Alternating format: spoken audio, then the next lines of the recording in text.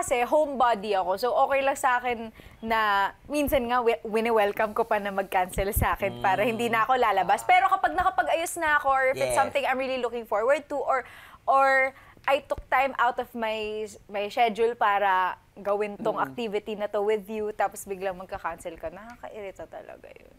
Okay, busog na ako. Sa plano mo, busog ka na eh. Sa plano mo, ang dami mo naman napanood. Sa plano mo, ang dami nang nangyari. Tapos hindi matutuloy, di ba? Ang tsako. Ako dagdag ko lang din yung mga friends na like, halimbawa, yung sa GC, yung mag-aaya ka, tapos wala man lang magre-reply.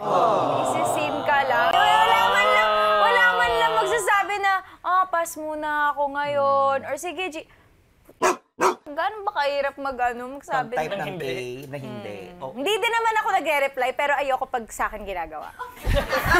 Hypocrite po. Let's just reflect. I'm just... Yung mga toxic friends. Oo, mga toxic friends, nandito ako for you. And guilty tayo doon.